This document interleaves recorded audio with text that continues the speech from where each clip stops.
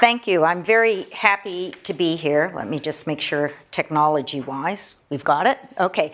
One slight correction. While I would have loved to have been honored to have started my professional career as an actual commissioner at the California Energy Commission, I do have to confess that I did not. But we are honored with Jeff Byron is here, who was actually a commissioner at the California Energy Commission, and I had the great honor of working with him when I was a commissioner at the Public Utilities Commission.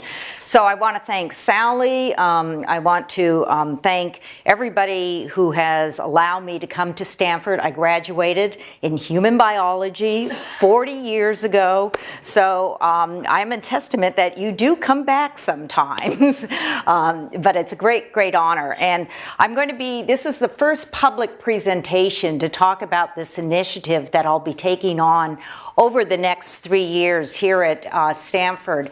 And just from the turnout, I'm delighted to see the great interest that I have a passion for energy efficiency. I think it's hugely important, and it's very nice to see, you know, so many people coming here to learn more about where we can go ahead with it. My goal today is twofold.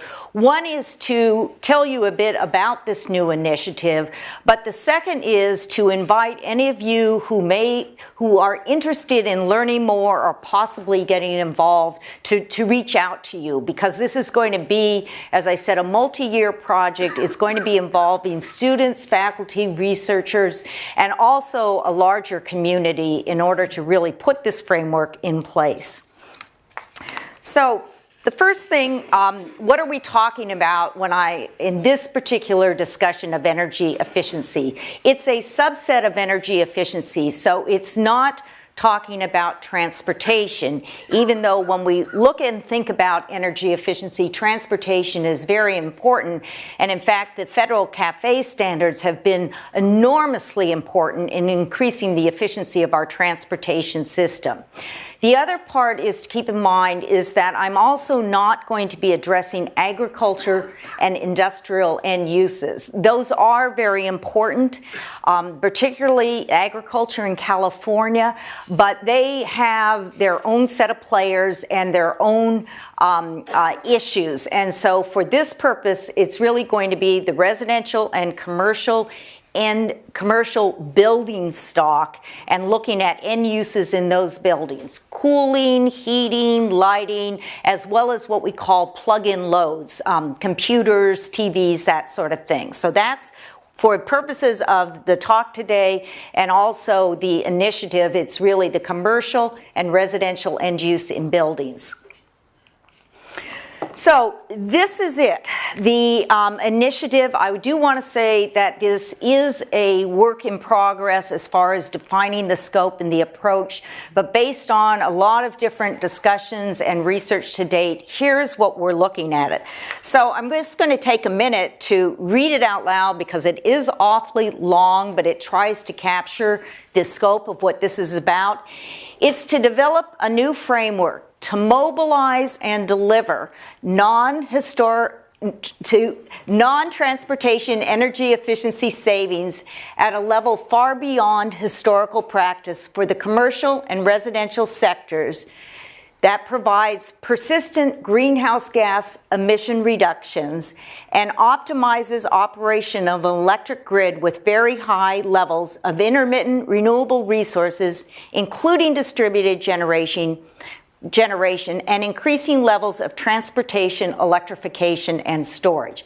That's a mouthful. I'm going to talk a little bit about it, but I wanted to, from the beginning, help you understand that when we're looking at developing a new framework for energy efficiency, we want to do so in the context of where our electric grid is evolving, where we're going to be dealing with carbon emission reductions, and not have it just be a standalone aspect, which quite frankly it has been for most of the history of how we've used it. So the current focus is CFLs. Over 70% of the programs in the United States are focused on replacing incandescent light bulbs with CFLs. And this is actually a very important thing to do because the incandescent light bulbs are very inefficient. But starting this year in California and next year nationally, incandescent light bulbs, traditional incandescent light bulbs, are actually outlawed. And so the use of this measure is going to very quickly be obsolete.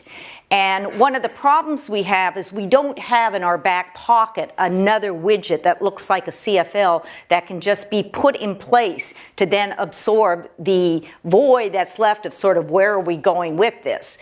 There are a few other problems with the use of CFLs that have to be kept in mind when we think about moving forward. One is when you're just dealing with the widget, and we found this with CFLs, what you're doing is basically subsidizing the cost of its purchase and sometimes its manufacture. But you're then really hoping that when they are purchased, they actually get installed in buildings. And I'm sure many of you have had the experience of those CFLs that you put in, they just don't look quite right. And we've had many studies that say the actual savings from energy efficiency with CFLs is far less than was forecast, because these studies assume that they would be put in kitchens and places that were used all the time, whereas you have an awful lot of them that were put in closets, in garages, or just simply in a cardboard box. And this again is an example of the gap that we have in the world of energy efficiency between what looks very promising with the technology and understanding what's going on. Another issue that it exemplifies is that it essentially chose a specific technology for lighting, CFLs. And this made a lot of sense because that was really what was developed, 7 or 8 years ago. But in the meantime, as I'm sure many of you know, LEDs are really gaining a lot of traction, and it turns out that they are much more able to be flexible and adapt, and there's a lot of consumer acceptance. And so now the question is driving down the price. And so this is another example in the world of energy efficiency where it becomes very complex between, are you selecting a specific widget that you know can work and getting that out into the marketplace, versus how can you really have a system that supports innovation and new technologies. So the changing role of energy efficiency, this just goes back as a reminder of what I said the goal of the project is. It's to be looking at climate change, how energy efficiency can really play a role. And for that, a factor that's going to be increasingly important is persistency of energy efficiency savings. That buildings are composed of a lot of different systems and people in them and all sorts of things. And so we have in the world of energy efficiency practice that's called retro commissioning or tune-ups, where you go in and basically get that building up to snuff again.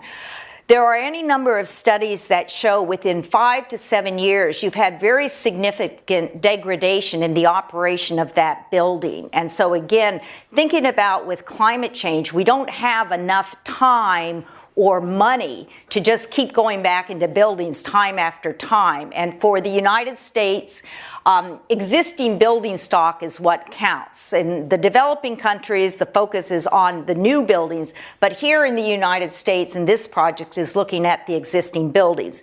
And then the other part that's changing is our grid, that in a majority of states now we have renewable portfolio standards that have certain levels of utility scale renewables that are required. And then we have an increasing growth in distributed generation, solar photovoltaics, that are put on the roofs of buildings. And these are all going to be causing the grid to operate with much greater intermittency. So one of the things that we're looking at is how can energy efficiency play a role in basically stabilizing and balancing out the grid. And this is important because energy efficiency is traditionally low cost or no cost. You save money because you're using less energy. And so if we can use energy efficiency in this way to not only help stabilize the grid, it'll help on reliability, but it will also help to keep our electric rates affordable. And that's why thinking about this new role for energy efficiency is so important. So the good news is we do have new tools, and this is just an example of 4 areas. And when I talk about tools, I'm not just talking about hardware, I'm talking about new information and understanding. One is the way that behavior change can be utilized. Many of you probably have heard of O-Power. Nest and with the thermostat is another example of trying to drive behavior change. But even beyond that, we're understanding a lot more about social decision making. And energy efficiency is actually dozens, hundreds, thousands of usually voluntary decisions to make something happen. And so really mobilizing our information in this area is very important. We also have installed here in California, but around the country and around the world, millions of smart meters that are measuring usage on either an hourly or a more often basis. 15 minutes is very traditional as well. And I was reading in preparation for this that we now have about 43 million of these smart meters installed in the United States. And they are generating, if you took a conservative assumption that they were only measuring interval meter once an hour as opposed to every 15 minutes. So this is a conservative assumption. They're generating 1.1 million data points a day. We didn't have anything like that 10 years ago or even 5 years ago. So we're seeing a number of companies who are developing the ability through software analytics to take that data and understand what's going on in the building, to measure what happens in the building, and to really be able to think about how we could change the world of energy efficiency. A third area is on the bottom left, and that's building controls and sensors. That we have, again, a proliferation of these controls and sensors being developed, and the cost is coming down. And that's not an area that we've ever really utilized in energy efficiency. So it too offers a lot of promise. And then finally, there's financing and driving investment and getting a better understanding of not just how we create more private financing, but how can we increase the uptake and use of it in the world of energy efficiency. So here's an overview of 3 items I'm going to be covering. 1, why is a new energy framework needed? Second, what we're now looking at developing as the areas of research that we'll be doing over the next few years on this next generation. And third and final is, if you're interested in this area, how you can get involved.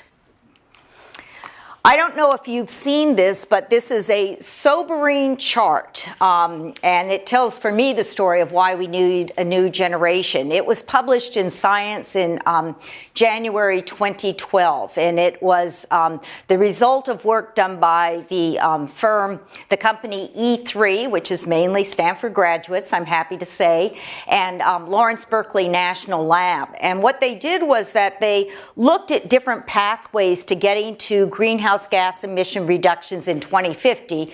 And the goal for 2050 is sort of the traditional, we want to be down to 20% of our 1990 levels by 2050. And here in California, while it's not in law yet, it is an aspirational goal that many of our policymakers are working towards. And this then the study looked at what would be the different wedges that you would use to get there.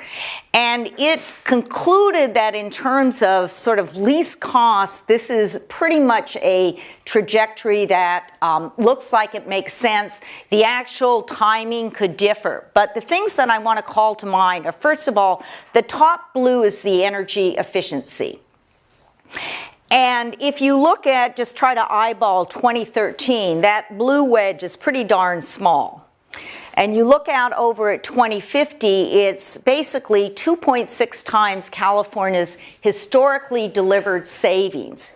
California, for now 30 years, has been running the world's most successful energy efficiency program. So think about this. What it means is, for California, with all the successes we have basically to go in a little bit more than 30 years to almost tripling the savings that we have to be achieving.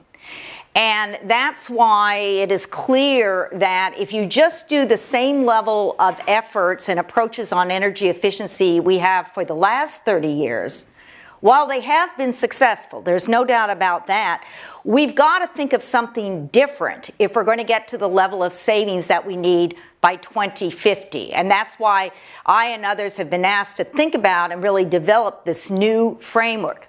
The other thing that I'll point out is the other wedges. And if you look at it, the electricity decarbonization, which I think is deep purple, that is basically saying your electric grid needs to be decarbonized, of which you can do it through renewables, you can do it through nuclear, you can do it through carbon capture and sequestration. For purposes of this study, and pretty much if you're thinking about California, the view is it will be mostly renewables. And the study concluded you would end up with a system, the most it could tolerate is about 75% renewables. It also shows, the red is quite small actually, it's the solar photovoltaics, and then the yellow is electrification of the transportation system.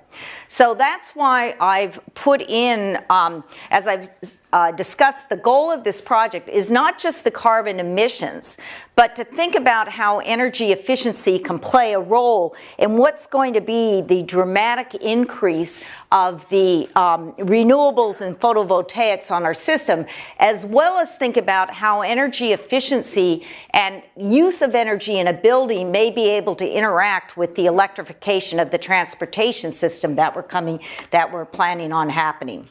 So a few more slides just to give some background. This is a summary of U.S. customer-funded electric energy efficiency budgets. And the customer-funded is that in the world of energy efficiency, most states now have on the electric and natural gas bills of their utilities a small charge that funds energy efficiency programs that are done by the utilities or sometimes a third party in the state. In the world of energy efficiency, you also have mandatory codes and standards, and you may have some efforts at the local government level. But the world of utility administered or third party administered program is huge. So there's good news here, which is that over the last 7 years or so, budgets on the electric side, because that tends to be the largest size, have doubled. I mean, that's good news. We see an increase. But then this was a study that most of the work was done by Lawrence Berkeley National Lab. And on the far right-hand side, the yellow is the medium case, and then the farthest right is the high case projection. And again, it's good news. It's showing them as increasing. But when you look at the actual numbers, you see that from 2013 to 2025, which is, let's see, 10, 13, 14 years, in the high case, the optimistic case, you're only seeing a doubling. So if you think about it, we had a doubling of these budgets over a 7-year period, and then over the next 14-year period, you're only seeing another doubling. And then keep in mind what I showed you about the wedge of what the savings that we need to achieve are. So what this tells us is that either we need to drastically reduce costs so that we can, with that same number of dollars, get these greater savings. We need to potentially increase what's going to be the public funding through these charges, though politically I think that we can't just rely, having been a regulator, I don't think we can rely on we're just going to increase rates through these charges. We potentially will be doing mandates, so it's just going to be in a law that you have to have these savings, or we may be able to make better use to leverage this public money to then drive greater private investment.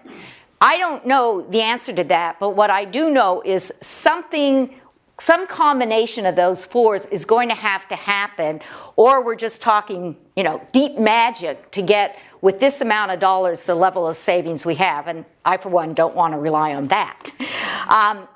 here's just sort of the chart that lays out the 10 top states and their budgets 2011, and you can see that California just overshadows things. So the good news for you here at Stanford and part of the community, we have a wonderful laboratory in which to try to see how we make this happen, because there already is such a strong commitment. But as I said, when we look ahead, this doesn't begin to get us where we need to go. And then you look at some of the other states, and that's why I think a new framework is going to be so helpful around the country. This is a chart, and I see Jim Sweeney sitting here, that this for many years was called the Rosenfield curve. It was named in honor of Art Rosenfield, who was basically the grandfather of energy efficiency, worked for many years at UC Berkeley and Lawrence Berkeley National Lab, and was a fellow commissioner with Jeff Byron. So for many years, this curve didn't include that green line. It just had the pink line and the orange line.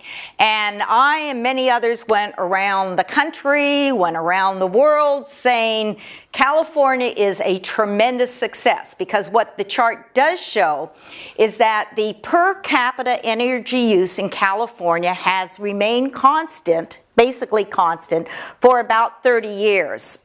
I don't have a pointer, but if you see about 1974, when it started to really go flat, that's when the California Energy Commission was established, and that's when the first round of building standards and appliance standards went into effect. And before that, you were having an increase similar to what was happening nationally.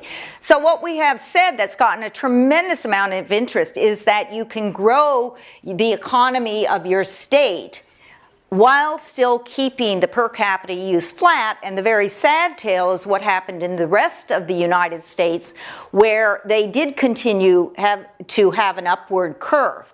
But what Jim Sweeney and his graduate student did in 2008 was they deconstructed this curve. And they really went into the details behind it. And what they discovered is that much of the reason why we're able to have a lower per capita consumption is because we have generally a mild climate.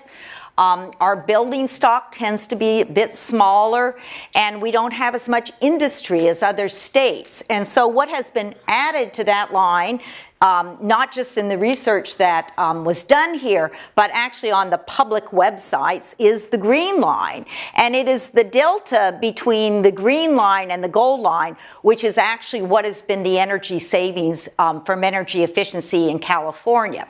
It is still very substantial. This is not to belittle these efforts, but it's a word of caution that for energy efficiency, having rigor in analysis, and especially in thinking about results, is incredibly important, because this chart without the deconstruction was in use, I think, for a decade, am I right? And we wish it was true that we didn't have a deconstruction, but it's, you know, we really need to be honest about what's happening in this world of efficiency. This is a chart that is on the Public Utilities Commission website that shows between 2010 and 2012, through the utility programs here in California, the investor-owned utilities, which is about 80% of the load in California, where are the savings coming from? The blue line is lighting. 70% of these savings from lighting, and this is traditional across the state, across the country. And remember what I talked about is that CFLs, and CFLs are no longer going to be a tool we have in hand. So what are we going to do? There is good news. This is a study that was done in 2002, so over a decade ago, and what it looked at was the potential for both technical and economic savings in energy efficiency. And it did conclude that lighting is very important. It's the largest shade for both the residential and the commercial. But it found that there are significant opportunities elsewhere to have energy efficiency savings. But again, one has to ask, well, if we knew about this for over a decade, why do we have that prior chart that has overwhelmingly the line coming from lighting? And that's one of the questions that we're all starting to ponder and think about, which is why I come to the limitations of the current framework.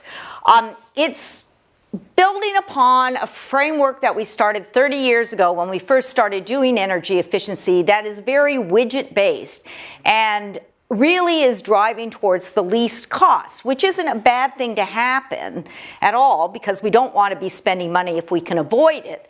But what it does is it leaves us in the situation we are in today when the main tool we've had in the world of energy efficiency, CFLs, are no longer the tool we can use because they're going to come in through basically mandatory standards and requirement.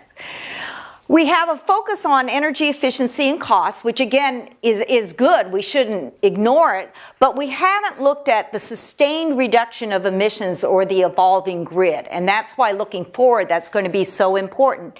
And we've had limited attention to how the role of private sector financing or spurring on and increasing innovation. And then evaluation, measurement, and verification results are very uneven. They're disputed. Because we don't have a national energy efficiency structure or program, each state basically sets the rules for how it measures energy efficiency savings. And I can say it's, let 50 flowers bloom at least. There are definitely efforts being made to try to make it more consistent, but it is a situation where every state decides what the rules are, and so you can have the same measure done in two different states and get very different reported savings. And then this is delivered through a public policy regulatory framework. Energy is very highly regulated and energy efficiency is highly regulated because it grew out of this idea that we would have subsidies through the electric and natural gas bills and the delivery would go through utilities. That has been successful, but as a result, it's very regulated. It's fragmented on the development, the implementation, the assessment, and the oversight. So that's the stage of where we stand now. A lot of successes, but a lot of problems, and my belief, and I think many others, is we're going to have to fundamentally think about changing the framework if we're going to get the results we want, especially if we want to have energy efficiency play such a strong role. So that brings us to our project that we're launching on the next generation of energy efficiency. It's a vision, developing a vision for widespread mobilization and delivery of energy efficiency through 2050. And I take a moment to pause on the words mobilization, because in energy efficiency, creating demand, gathering together the resources so we can make it happen, and then the delivery, which is both the implementation, but then also looking at the persistency of the savings is going to be critical. So I'm going to spend a few minutes now going through the different research areas that we've targeted. This again is in a state of evolution, but these look like the important questions that need to be asked. The first area is just energy efficiency's historical role and results. What's worked and not worked, and we've selected a few parameters up here: carbon emission reductions, persistency of savings, scalability and market share, market transformation. There may be other factors. There are literally hundreds of studies that have come out that have looked at specific programs, have looked at all sorts of things with energy efficiency. But what we don't have and what we really need, I think, is a very solid, comprehensive, understandable look into what has worked and not worked, at least in these particular areas. The next step is going to be looking at the changing role and scope of energy efficiency. And I've talked about it, the idea of carbon emission reductions and therefore the persistency of savings and the changing grid. But also the need to have large-scale participation, as well as having it be energy efficiency that can be delivered somewhat faster, more comprehensive with the persistent savings. And that's a role that, again, is quickly evolving of What do we know? How can we describe that? What do we think that needs to look like? So the third area, which is really the heart of the matter, is looking at the elements that would go into developing a new framework that is climate-driven, that supports new technologies. We cannot get there with these types of savings that we're looking at unless we really bring in new technologies and innovation, and at a far faster pace than what we have been doing. And then optimizing grid operations with a focus on mobilization and delivery. So a threshold question for this area is going to be, what does the commercial and residential building market look like through 2050? What do the end uses look like between now and then? And how can we think about maximizing both savings and value? Because a lot of the tools we use now for cost effectiveness and everything else, they aren't looked at through this new lens. And so thinking about it, researching it, and then starting to develop some methodologies is going to be key. What I also want to do is to look at this through three new key areas, because I'm personally convinced that this is going to be the key, and it certainly builds upon strengths here at Stanford, which is why I think it fits so well. And these three areas, the first is data and analytics. As you recall that I talked about the meters that are coming, that actually in California, we pretty much have them installed throughout the state, but we're seeing them all across the country. And that's generating such a lot of data, and we have some wonderfully insightful ways that we're starting to understand how you can use that data. But we're also, when we talk about data, we're thinking about setting up databases that are publicly accessible, benchmarking of buildings, the advanced controls. So there's a whole area to explore with this new tool, how it can be brought into the framework. The second area is behavior change and social decision making. Again, we've just started to really think about that and introduce just not a few small programs, but very basic programs in this area, and thinking about how this could be used to really drive savings and ensure their persistency is important. And then the final one is driving private sector investment. Profit matters. That one of the statistics we had, the governor had a energy efficiency big think about a year ago, and when they took the numbers of 2050 and looked at our current spend, basically it came out that we need to think about, with a combination of public investment and private investment, on the order of about $10 billion of investment in energy efficiency annually in California alone. $10 billion. And as I said, I don't think that's coming from the government. I think most of it has to come from the private sector. So again, doing the type of research and thinking through not just what are new financing instruments, but understanding how the market can value and use those instruments is going to be very, very important. So we're almost done with the research areas, and there's just two more. The fourth area is thinking about the new regulatory models. That, as I said, this is an area that's very highly regulated, and we can do all the great work that we want on innovation, on technology, on business models, but if we don't think about the regulatory structure, we're not going to get there. And so this is thinking about what would be needed in terms of market information, transparency. How are we linking it to greenhouse gas emission goals? As Sally mentioned, we're going to be talking more this year in this seminar on the EPA's new proposed carbon rules, 111D, but thinking about how our energy efficiency tools are going to work with that is going to be very important. We need to have policies, incentives. We've had this one called decoupling that I won't go into, but it's 30 years old. And we need to have a whole lot more to really have incentives to administrators of programs, to the players in the market, and to think about how they should be structured so that we really are making the best use when we are using public money.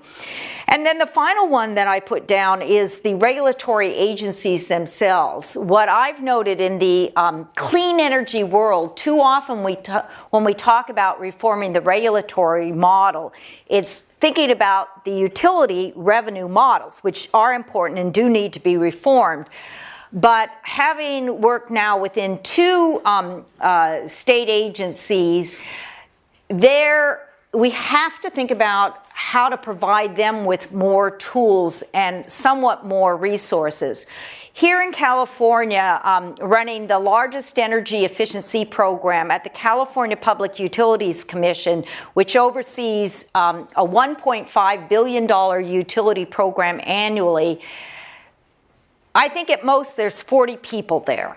And they have to, do the whole gamut for $1.5 billion. And we have increasingly ways in which it's not just a public utilities commission. You have to reach over to your air quality agency. You may have a state energy office. You've got local governments. And everybody's sort of doing things in a silo. And thinking about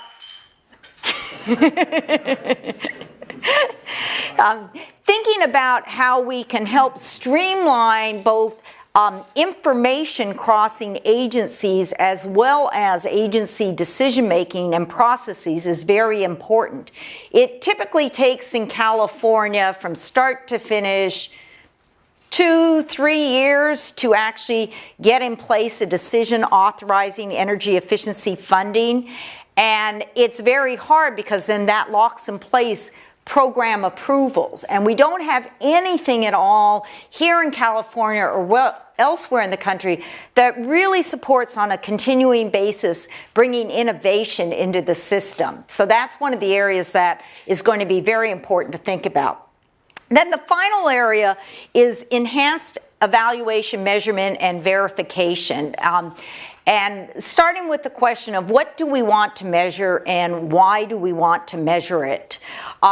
Cost effectiveness tests, without going into detail, are a huge part of the role of energy efficiency, and sort of rethinking them and thinking about how they will then play out with EM&B is going to be very important.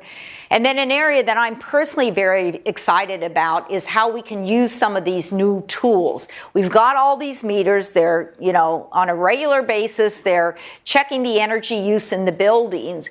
And we can use that information to build databases that really help us understand how programs and efforts are performing and provide almost a real-time feedback. The current way that we do things is you run a program, and then when it finishes, whoever is the person, they do an RFP, they hire the consultant that then will go into the building or talk to the people.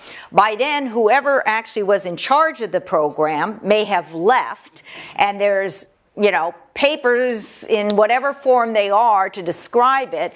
And we also have this system in California, well, most of the places in the country, that is based on attribution of savings, which says that if I put a CFL in my home, somebody's going to know, did I do it because I got an ad from PG&E or the city of Palo Alto, or did I do it because I just believe in energy efficiency? In California, we're spending over $50 million a year on hiring consultants to do EM&V. Not that we want to put folks out of jobs, but I want them to be more productive, because a lot of this is spent arguing with one another. And this is true everywhere. One person gets hired to produce one study, another to fight that study, and you have this back and forth. And I personally believe if we think about the world we want to be in for energy efficiency in 2020 and beyond, or 2014, what I want to see is that you have a whole lot of forces coming to help people make decisions to be efficient. And it's not just some isolated utility, and it's not just some isolated marketing campaign. And so that this whole idea of attribution becomes nonsensical, that we don't worry about, can we divine out of 10 different influences who was responsible for what, but instead we create a system in which we're encouraging multiple forces to come in to cause action, and we figure out how to incent those different forces. Whereas now in our world, we're actually trying to say, well, let's try and divide this up, and we don't want that integration. So ending observations. I hope I've gotten some folks excited. I hope you understand just this is a very critical area to think about this next generation for climate and for the reliability and affordability of our grid. We're going to be going in very much new and unexplored areas. The solutions, I believe, are going to be complex, holistic, interdisciplinary. If this were easy, it would have been done. And it's going to be a combination of both creative thinking. Frankly, I tend to think some of the best thinking will be people who have never been involved in energy efficiency, but are going to think about system transformation and use of data in other areas that can come help those of us that have been involved for so long.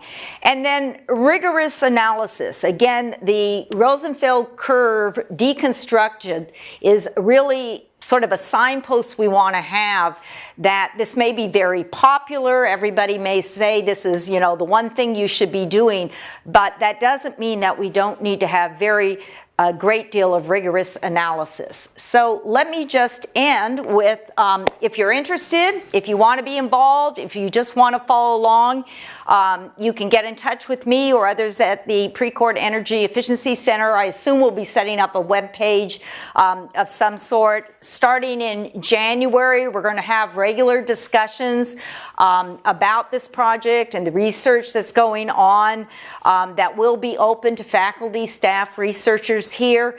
And then part of the vision is that we're going to involve the larger community outside of Stanford, because to make this work, we have to have significant input and involvement from key stakeholders, the utilities, private companies, investors, local government, policymakers. So to the students, I'm going to say, and faculty, researchers, I think it's going to be very exciting, because it is definitely not an effort that is meant just to sit on a shelf or just to stay within these walls. We've had very strong encouragement from policymakers here in California. I'm starting to talk to policymakers and stakeholders around the country, and there's very, very strong interest.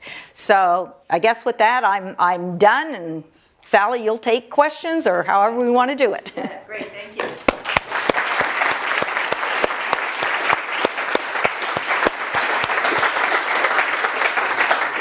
Okay, we'll take some questions, and like we always do, we always start off with students. So any students who have questions, don't be intimidated, you're Stanford students. Okay, oh gosh, oh good, okay, Kareem, of course. This is great, by the way. This is really exciting. I guess my question is, does the framework, or is there a specific aspect of the framework that would look at how the different solutions that you come up with would be coupled in a way with other programs on renewables? Or are you going to look at other programs that are looking at generation from an agnostic perspective?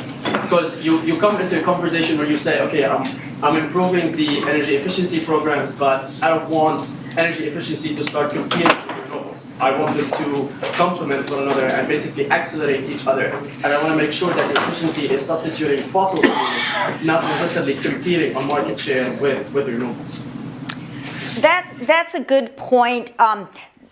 That issue of competition, I'd say it's probably outside the framework of this exercise, because that gets into procurement and planning. In other words, how a utility or how a state decides what new resources they bring online. Traditionally, the framework has been that a state sets an energy efficiency goal or requirement, and then that is something that has to happen. I am interested in thinking about how this could fit into a clean energy standard. But I guess what I would say is my focus, and so I think the project's focus will be on, we're looking at it to reduce carbon emissions and not to be in competition with other aspects such as renewables that are also going towards those goals. Okay, another question. Yeah, please, go ahead. Yeah. Couldn't LEDs be the next thing to replace CFLs? And why is that something you're looking into, or no? Not why not? In terms of lighting, there is certainly the view that LEDs will replace CFLs, which gets into the whole question of what are we going to do with all the CFLs, But since they don't really last 7 years, we're okay. But if you remember the slide that I had up that had those two circles that said the secret surplus, that lighting was only about half. So you can think of it as we do want to encourage the advanced lighting technologies, which right now look like they're going to be LEDs. But we have to address all those other areas of energy use. And so that's the answer. LEDs, yes, are very important. I personally think they probably will jump over CFLs in terms of really getting widespread usage, but we have to address the other areas, and that's where we just haven't done, the job that we need to be doing. And those are the tougher areas to look at. Okay, yeah, go ahead. Yeah. It seems like the incentives are kind of moving away from more of a widget base in a way, as you're saying, they're kind of moving away from CFLs. Where do you see it going towards in the future? Well, they aren't moving away yet. We still have about 70% of the programs across the country and perhaps the world, are CFL oriented because they're easy to do and they're inexpensive and you get savings. I mean, it's, I think typically what we're looking at is what's called whole building retrofits, which is a way in which when you go into the building, you're not just doing the least cost thing first and then forgetting about stuff, but you're trying to look at the whole building and make it happen. We launched in California a version of that several years ago called Energy Upgrade California that was trying to put in place doing deeper retrofits in homes. And it was set up that you got increasing incentives if you did more measures, and that it was sold as here's overall how much you'll save on your bill, and looking at a variety of things. We actually have not had very good uptake in that approach. And so one of the areas that has to be studied and analyzed is why hasn't that worked? Are we just never going to be able to do this whole building approach?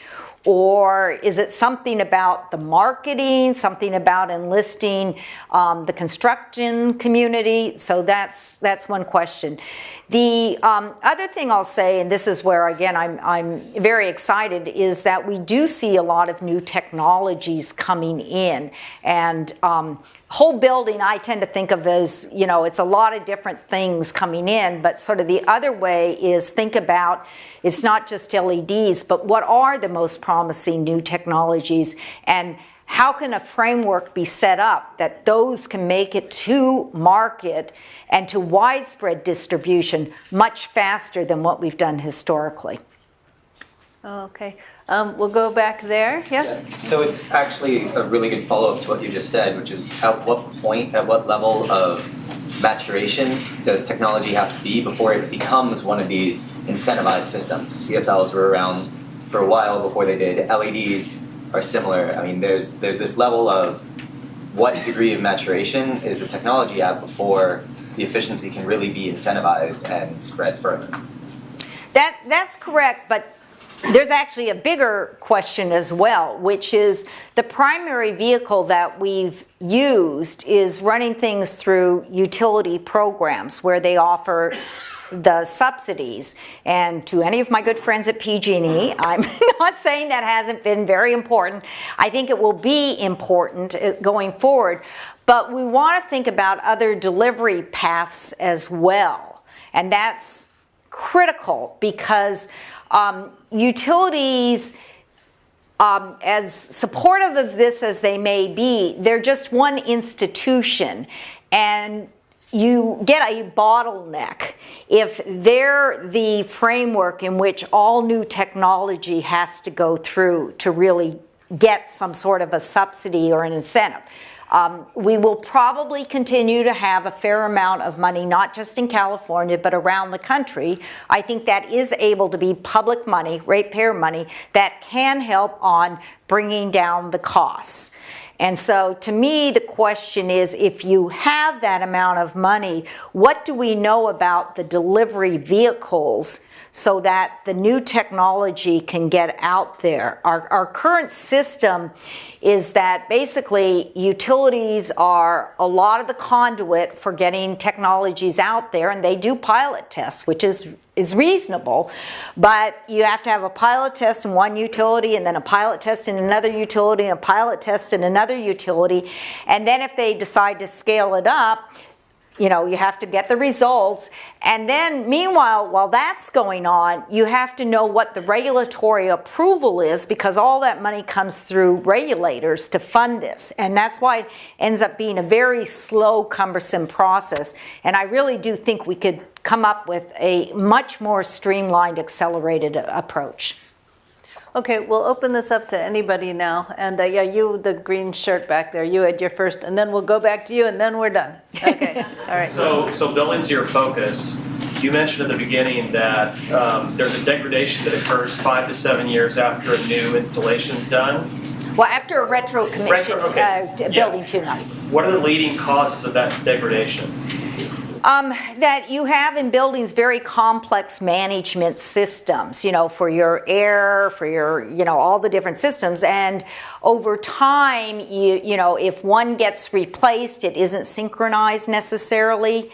I was reading that the controls in buildings are worse than controls in our cars, that we've had a constant level of innovation so that, you know, our cars function smoothly with lots of different systems. But buildings, if something breaks down or gets upgraded, it's put in place, but we don't have, in most buildings, a real integrated sensing system to keep things tuned up. I mean, we actually have technology to do that, but getting it in place and having widespread use is the challenge. Okay, last question. Okay, real quick. Let's see. So, since you focused on buildings and other folks are doing agriculture, where does water fit, given how much electricity we spend in this state? Right. Is that part of what you're doing, or is that somebody else? When I was a commissioner, I did a fair amount of work on the water energy nexus, and I am personally very interested in it. I am, at least at this stage, actually not trying to take it on. We have some great folks here who are in water who are also interested, so over time we may, you know, link up. But it's a world unto itself. Stanford could do a whole nother project in that area, but I'm probably not going to focus on it directly. Okay. Yeah, there are some folks at the Woods Institute for the Environment who are launching a water energy initiative. So, okay, well, thank you very much. That was fantastic. Okay.